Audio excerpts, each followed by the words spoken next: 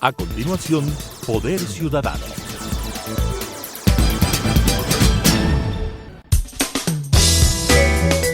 Clasificación B, bajo supervisión de un adulto.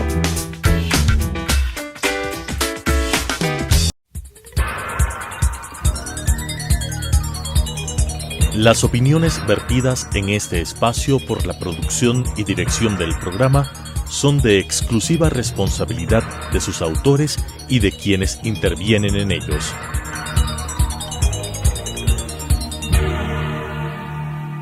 Telesucesos Canal 29 UHF presenta Poder Ciudadano, una ventana construida desde la visión plural ciudadana para la expresión de sus anhelos, demandas y aspiraciones, con la conducción del doctor Patricio Picón.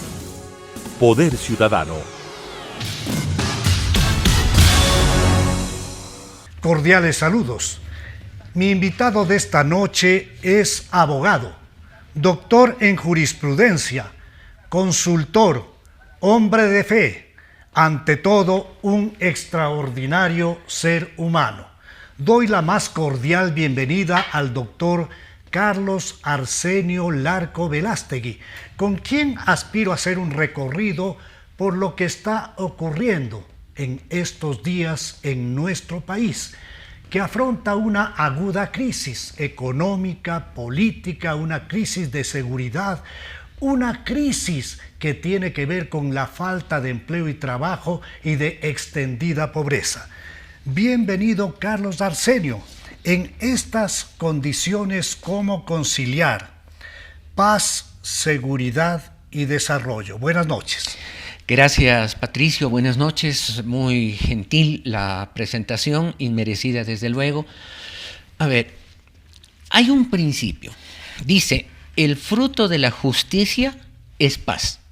Es decir, si hacemos lo correcto en lo administrativo, en lo económico, en el dinamismo de la economía, que refleja un fenómeno en lo social, y si hacemos lo recto cuando hay el fenómeno del delito, aplicando bien la ley, corrigiendo lo que tenga que corregirse, el fruto de aplicar esa justicia social, la justicia judicial, la justicia integral, será paz.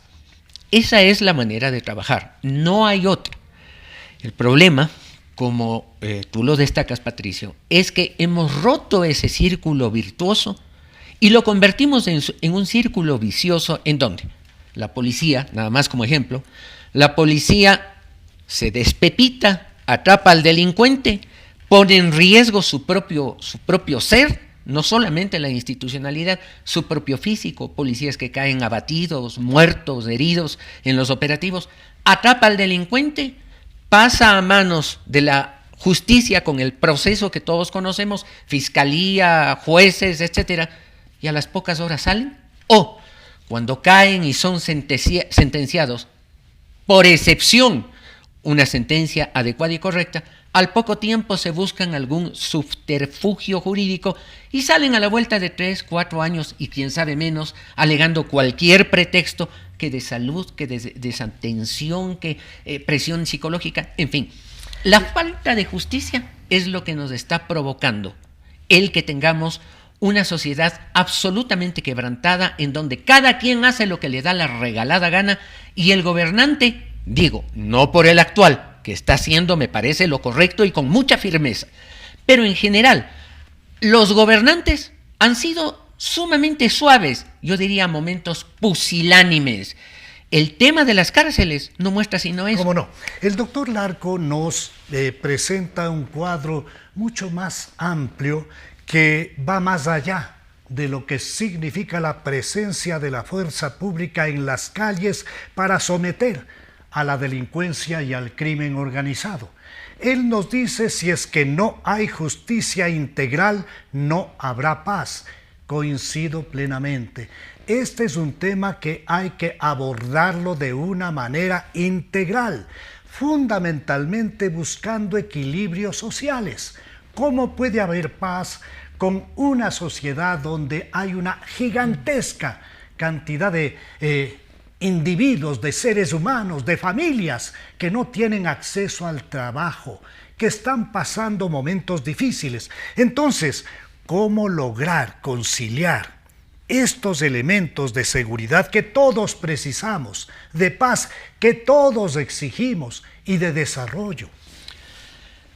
Creo que hay que comenzar a trabajar desde dos fuentes y desde el inicio. Este no es un proceso, tú lo sabes bien, Patricio, no es un proceso que lo va a resolver un presidente que tiene un periodo de un año, año y medio. No lo va a resolver ni siquiera el siguiente presidente. Este es un proceso en donde la sociedad en su conjunto y trabajando escalón por escalón, con conciencia de que hay que trabajar escalón por escalón, en lo familiar, el diseño, el núcleo, la funcionalidad adecuada de la familia ecuatoriana, el cuidado que el organismo en general, el Estado, la sociedad, dé a la familia ecuatoriana, más la educación sobre valores y principios, no solo sobre conocimientos. Patricio, tú conoces, yo tuve la oportunidad de servir a nuestro país en una función en donde lo único que me di cuenta es que los grandes delincuentes, estoy hablando de los banqueros que quebraron el sistema bancario en su momento, esos grandes delincuentes, todos tenían posgrados, masterados, doctorados en el exterior. Es decir, la educación per se no sirve de nada. La educación de la mente y del alma para concebir que mi vida está no solo para mi servicio, sino para servicio de mi entorno, mi primer entorno, mi familia más profunda, mi barrio, mi ciudad, mi provincia, mi patria. En el momento en que concebimos que la vida tiene una funcionalidad ética mucho más alta de lo que hoy estamos concibiendo y teniendo, vamos a ir desarrollando un proceso bondadoso. El círculo hoy perverso, un círculo perverso. Reversamos poco a poco ese círculo virtuoso y vamos a comenzar a sembrar o poner los cimientos de una sociedad recompuesta. ¿Cómo no? Y el eje sin duda es una educación sustentada en valores, sustentada en principios éticos, una educación que nazca del seno primario de la sociedad, que es la familia, sin lugar a dudas. Pero no será el momento, y le consulto a Carlos Arsenio Larco, de lograr acuerdos mínimos, acuerdos básicos, acuerdos que nos permitan a todos los ecuatorianos, desde la base, con estos acuerdos básicos, buscar un gran acuerdo nacional en materias de seguridad, en materias de trabajo, en materias de seguridad social, en materias de educación, un acuerdo con 4 o 5 puntos mínimos que nos permitan como sociedad poner un norte, un objetivo. Y tú lo has dicho con entera claridad, este es un proceso de mediano y largo plazo, no se puede resolverlo en un gobierno de media hora. Entonces, dentro de esto no es el momento de sacudir a una sociedad con una clase política que siempre está desconectada de las necesidades sociales para avanzar a un proyecto de unidad nacional con un acuerdo que nos permita tener una carta de navegación? Patricio, coincido tanto, porque al principio de la entrevista tú dijiste que coincidías mucho con ciertos criterios míos. Yo pienso que es exactamente al revés. Yo te he seguido más bien los tuyos, porque tú tienes una experiencia vasta, enorme en estos temas políticos. He seguido mucho tus criterios y coincido totalmente contigo. Es decir, hasta este momento, ¿qué hemos dicho en esta entrevista? Es un tema de mediano y largo plazo, pero eso no quiere decir que en el corto plazo no haya que actuar. Sin duda. El enfermo está bien enfermo, pero hay que aliviarle el dolor del momento, de este momento. El problema de los acuerdos es que muchas veces no nos damos cuenta, y hablando de lo económico nada más, yo vi una entrevista de Augusto de la Torre que decía que todo el mundo sabe que el país está mal económicamente, pero el problema es que nadie sabe cuán mal está, pues. ¿En qué grado de mal, de enfermo está el país en el área económica? El rato que aterrizamos con objetividad, y tú lo has dicho varias veces, hoy por hoy, no hay dinero suficiente para pagar todos los sueldos y salarios del mes anterior. Pregunta ingenua, ¿y qué pasará con el mes actual cuando termine el mes y haya que pagar la mensualidad, sueldos y salarios del sector público en el mes que está terminando. Sumando obligaciones pendientes de pago. Exactamente. Lo que significa que la gente, el día que deja de recibir, y no hablo solo de empleados, acabas de mencionarlo, Patricio, y es de las pocas personas que tiene la sensibilidad de hablar de un tema que todo el mundo lo deja de lado porque, no sé por qué, no es importante. No es importante para mucha gente. Acabas de hablar del tema de la seguridad social. Es vital. El tema de la seguridad social tiene que ver directamente con la población trabajadora. Así es. Con los viejos que hemos dado lo mejor de nuestra vida y que acogidos luego a la jubilación, tenemos ahora la posibilidad de que diga ya no hay dinero para pagar una pensión jubilar. Tiene que ver con salud, tiene que ver con prestaciones. Entonces, es para mí un elemento de enorme sensibilidad social. Vital, Patricio. Utilizando el lenguaje de la gente joven, el día que dejan de pagar por falta de liquidez del Instituto de Seguridad Social la pensión jubilar de 500,000 jubilados que aproximadamente hay en el país, es decir, 500,000 familias que en un momento determinado, golpe, no tienen con qué comprar la comida del día o de la próxima semana, el tema de la seguridad de los narcodelincuentes va a ser ameba. Esa es la palabra que utilizan los jóvenes. Ameba el problema al lado el uno del otro, porque vamos a tener 500,000 familias furibundas y con toda la razón. Por lo tanto, la enfermedad requiere soluciones de fondo, de largo plazo, pero lo que yo no veo, y destaco porque en el fondo coincidimos, es por eso también, yo no veo ninguna actitud de decir, a ver, ¿cuáles son los problemas graves, urgentes que hay que ir remediando en este momento? El tema del IVA es una aspirina del momento. Sin duda. El rato que se apruebe es una aspirina que le da un alivio para poder pagar. Pero necesaria, absolutamente. Es parte del proceso médico-terapéutico de la finanza pública ecuatoriana. Pero entonces, tomemos otros temas, este de la seguridad social, que hay que actuar ya. Es más, era para ayer, porque si no, de aquí a un par de meses, quién sabe, espero estar equivocado, Patricio, pero en un par de meses la iliquidez no va a permitir el pago. Sería catastrófico. Por el corto espacio de este programa, quiero aprovechar de la presencia de un experto en materias legales para que me dé su criterio. En la Asamblea Nacional se ha venido estudiando una ley que permita lograr que las fortunas sucias que se convierten en bienes puedan pasar a manos del Estado. Esto es una ley de extinción de dominio. Pero me temo que eso topa determinadas aristas constitucionales y otras que tienen que ver con la presunción de inocencia. Yo le había escuchado al doctor Larco Velástegui esbozar una teoría que tiene mucho sustento en función de una salida legal que permita evitar que este tipo de bienes queden ahí en una situación de limbo. Patricio, este momento la Asamblea está intentando echarle el cuerpo, hacerle un quiebre de cintura al problema que tú acabas de destacar. Es un problema constitucional. A ti, a mí y a ningún ecuatoriano la Constitución permite que mientras no se nos declare judicialmente culpables de un delito, no se puede tocar nuestros bienes. Somos inocentes por presunción. Esta es una mecánica de sanidad social. Porque el día de mañana yo soy un dictador y quiero hundirte a ti, fácil, me invento un delito y te quito todo lo que tienes. Sin duda. Así de sencillo. Con sentencia ejecutoriada yo puedo actuar y retirar lo que corresponde que está en tus manos, en el caso del ejemplo. Pero ¿qué línea intermedia puede tomar el país frente a esta situación real? Exacto. La Asamblea trata de virarle eso diciendo, no, es que no se trata del tema penal, se trata de una falta de justificación del origen de esos bienes. Ambas cosas son totalmente... Es un tema civil, dicen ellos. Dicen que es civil. Totalmente irregular. Se cae en cualquier corte constitucional fina del mundo. Se cae, ambos, por uno o por otro lado. Pero en cambio sí se puede conciliar haciendo algo. El momento en que una persona es encausada por esos delitos graves, por presunción, enjuiciada, en el momento en que es enjuiciada, Los bienes de esa persona que se detectan en ese momento pasan a un fideicomiso de administración.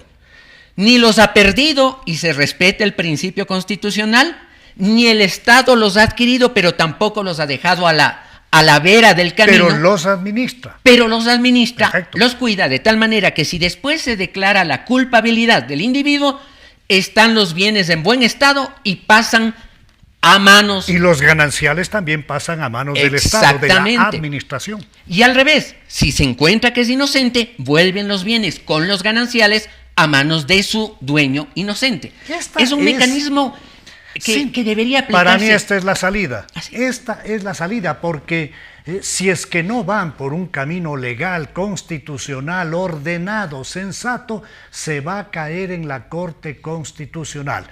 Y tal vez algo peor, Patricio. Claro. A la vuelta del tiempo van a organismos exteriores de derechos humanos, a tribunales de derechos humanos, y nos van a hacer devolver, quiera que no, los bienes con todas las indemnizaciones del caso. Es decir, sería el colmo que además de delincuentes hagan devolver al Estado lo que ellos dicen que les pertenece por licitud. Sería Sin terrible. duda.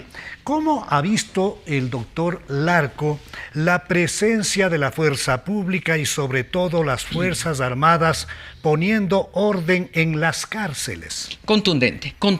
Por fin lo han hecho. Ya, esa es una parte, pero hay que buscar que el país encauce un camino de rehabilitación social. Así es, no que tiene es un sentido. criterio absolutamente diferente a convertir esos espacios en bodegas humanas. ¿Qué decir frente a esa posibilidad? La institucionalidad, el SNAI, no ha servido para nada. Es verdad. Yo exijo, Patricio, públicamente, exijo a la Fiscalía General del Estado que encauce, enjuicie a todos los directores de cárceles, a todos los directores del SNAI o directoras del SNAI de los últimos años. ¿Por qué? ¿Cómo puede ser, Patricio, que vemos cómo han estado viviendo los poderosos delincuentes, narcos especialmente, dentro de las cárceles? ¿Cómo han destruido la infraestructura de Y cárceles? además usando como oficinas seguras del delito Así es. criminal. Entonces es una cosa tremendamente grave y además con una penetración gigantesca en la institucionalidad que pasa por jueces, Consejo de la Judicatura, etcétera. Así es. Esto lo puede develar y lo hizo el caso Metástasis, donde una funcionaria pública, la fiscal general del Estado, se juega la vida. Totalmente. Destapando y poniendo identidad y rostros a la corrupción. Y de un caso, ¿cuántos más habrán todavía en libertad pululando? La intervención de Fuerzas Armadas lo que ha servido al país es para demostrar el estado de las cosas, lo que hay que componer, pero hay que tomar la decisión como país de no convertir en lo futuro las cárceles, como bien lo dices, y voy a tomar ese ejemplo para mis propios comentarios, en bodegas humanas.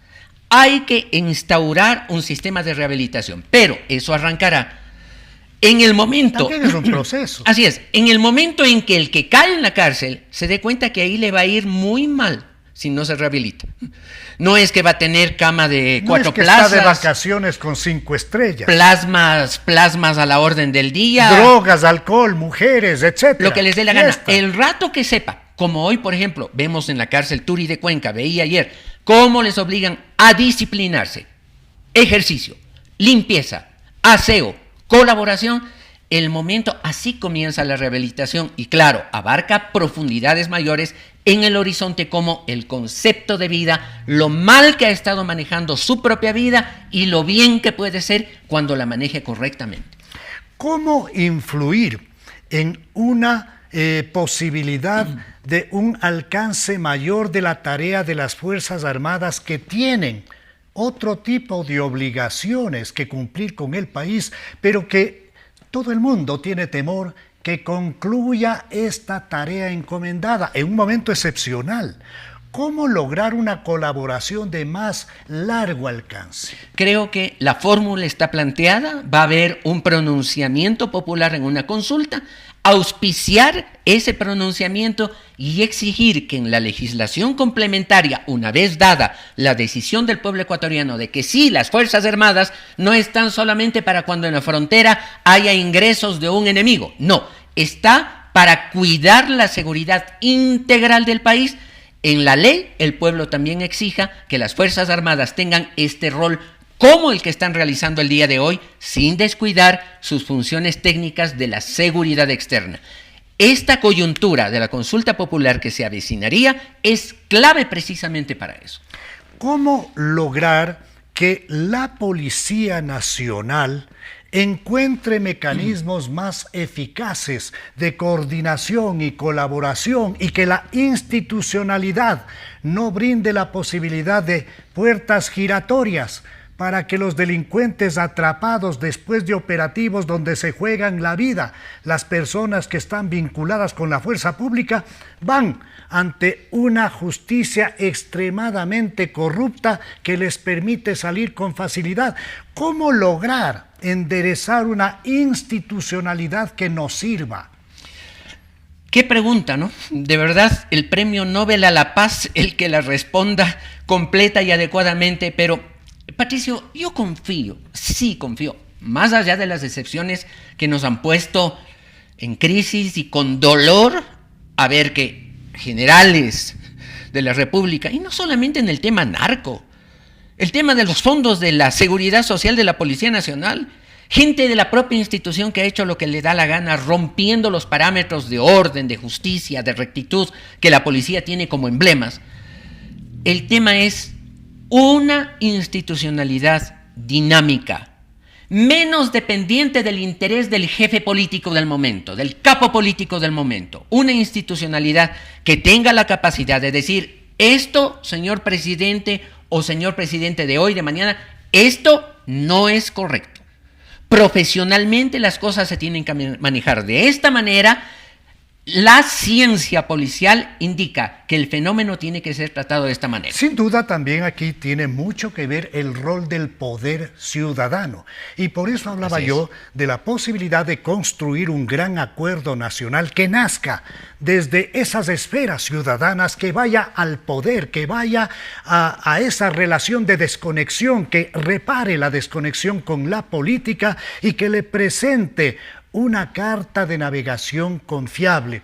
Pero creo yo, Carlos Arsenio, que el propio presidente de la República debería liderar esta propuesta de gran acuerdo nacional, dejar a un lado lo que ya había anunciado, que le interesa ser candidato y repetir la presidencia de la República. Ahora el país está en una situación compleja, estamos en guerra interna en contra de las mafias. Yo tengo la certeza de que si Daniel Noboa entiende, sintoniza esta realidad, aleja el tema de su candidatura, él podría ser reelecto presidente de la República con una mayoría impresionante. Yo tengo una anécdota, Patricio. Tuve la oportunidad hace muchos años, y tú recordarás, de colaborar con el equipo que en ese momento el alcalde de Quito, Roque Sevilla, tuvo. Se construía lo que hoy es la Ecovía, la 6 de diciembre en Quito. ¿Cómo no? Había que terminar en un cierto plazo y podía coincidir que si se termina en el plazo estimado, Roque Sevilla se presentaba para la elección como alcalde, y con una obra de ese tamaño no le hubiera sido difícil ganar. Apareció un problema técnico de alcantarillado gigantesco. Complicó todo. Gigantesco. Y los técnicos le dijeron, caramba, ¿podemos hacer algo así, una solución rápida para llegar en el cronograma al tiempo para que usted no tenga problemas de la reelección? Yo vi a un Roque Sevilla, y a todo señor, toda honra, yo vi a un Roque Sevilla que dijo, a ver, ya soy alcalde de Quito. Parafraseando, presidente Noboa, ya es presidente. ¿Para qué tiene que andar buscando volver a hacerlo? Haga lo que tiene que hacer, hoy que tiene el honor de ser en su momento el alcalde y hoy Noboa presidente. Ya es presidente, ya tuvo el privilegio histórico de presidir una nación. Haga lo que está haciendo, dele duro, trabaje duro, y yo estoy seguro que así como el viento y las olas le llevan a uno del rompedero hacia la playa, así va a terminar el buen político en la orilla. Así creo que va a ocurrir. Quiero dejar a mi invitado, el doctor Carlos Arsenio Larco Velástegui, en el último minuto del programa para que nos entregue su mensaje final. Un mensaje a ustedes, queridos televidentes, a través de estas ondas de este canal tan querido, y en un programa tan querido y tan apreciado por quien está hablando respecto de este caballero que tuvo la gentileza de invitarme esta noche. Amigos, este no es un problema del presidente Noboa, de su equipo de trabajo o de legisladores, es un problema colectivo. La solución, por tanto, tiene que ser colectiva, arrimando todos el hombro. Primero, para recordar que si en este periodo no nos disponemos a hacer sacrificios y si nos suben 30, 40 centavos el precio de la gasolina, tendremos que decir, por la patria, está bien, vamos, hacemos sacrificio. Nos sube un poquito por el tema del IVA, por la patria, está bien, pero arrimando el hombro, como dice Juan Pueblo, arrimando el hombro, porque esta es una tarea de cambio en el cual, como lo dijo el doctor Gijón hace un momento, todos tenemos la obligación de participar, porque de todos es el problema, pero el privilegio de la solución también es de todos. Ese sería mi mensaje. Gracias, Carlos Arsenio. Con ustedes nos volvemos a encontrar en la señal de Telesucesos el próximo viernes a las 19:30, el domingo a las 21:30 y luego estaremos en redes sociales. Una buena noche. Las opiniones vertidas en este espacio por la producción y dirección del programa son de exclusiva responsabilidad de sus autores y de quienes intervienen en ellos.